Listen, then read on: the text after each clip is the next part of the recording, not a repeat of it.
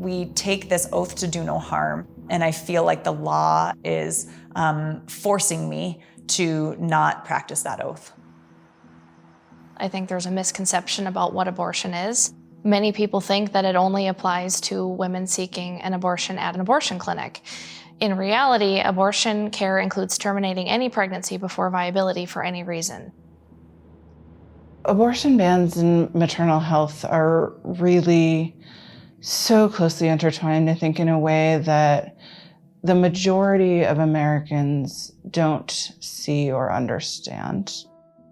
The patients that I specifically take care of are patients who wanted to be pregnant and then unfortunately end up in our office where we have to tell them that there's something going on with their pregnancy that will not result in a live child.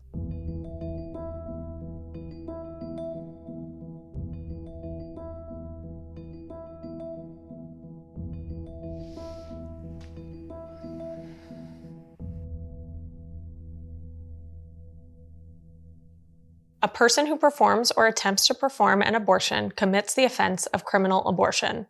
Criminal abortion is a Class C felony. Any person other than the mother who intentionally destroys the life of an unborn child is guilty of a Class H felony. An abortion may be performed by a physician when necessary in professional judgment to prevent the pregnant female's death.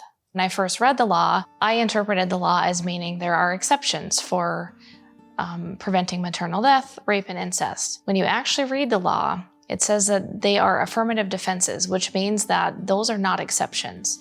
What that means is that you are charged with an abortion, you have to go to court and prove justification. So instead of innocent until guilty, you are actually guilty until you're proven innocent. When I think about this law, it's disconcerting. It was written in 1849 before a lot of modern medicine was practiced, before we had ultrasounds, before we have a lot of the common day diagnoses that we see on a day-to-day basis. I have to think about all of that because at the end of the day, not only is it a Class C felony, but the Tennessee Medical Board could take my license away. We're in a true catch-22 where my livelihood is truly being pitted against being able to take care of people and my ability to take care of other patients.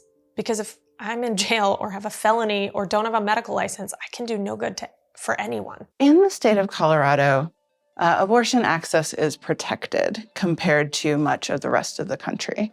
But the thing that's hanging over all of us that are providing abortion care in Colorado is in many ways what legal threat follows our patients when they're traveling. At what point is she at risk of dying? At what point can I actually intervene without fearing criminal charges?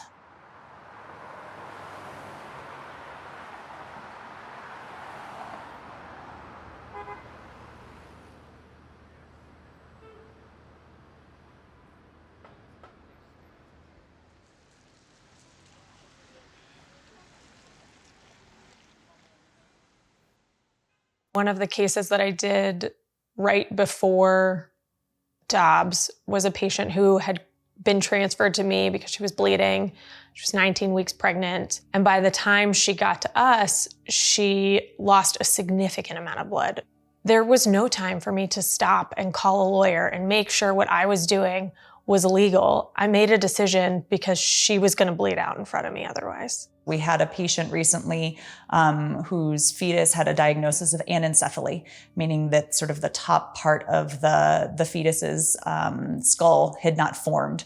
This is a lethal diagnosis. This is not something where that baby can survive outside of the womb. Before the Dobbs ruling, we would have been able to care for her at the same hospital where she delivered her last 2 children. Now, because that fetus still had cardiac activity, we had to refer her out of state. I have multiple patients that have multiple medical conditions that have had blood clots, heart failure, heart valves replaced. I had one patient ask to me, "Doctor, what is your plan B if something goes wrong with my pregnancy in the next 5 weeks?" I told her that my care for her is not going to change at all. She's still going to have every single option available to her, even if that takes me sending her out of state.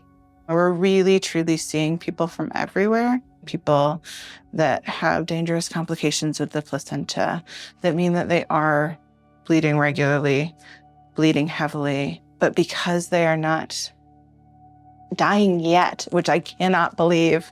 I have to say, you're not dying yet. They cannot access safe abortion care in their home state. I never thought that this would happen. I couldn't even have imagined it. Even though I am trained to provide this care, when patients come to me for that care, I have to turn them away. I did 4 years of college, 4 years of medical school, 4 years of OB-GYN residency, and 3 years of MFM fellowship in order to get to a point where I, most of the time, know when someone is at risk of death. And it is horrific to think about watching even more patients die now because of this law, which is what's going to happen. Someone is going to die under my care. It's not going to be because they couldn't get an abortion. It's going to be because they couldn't get an abortion soon enough.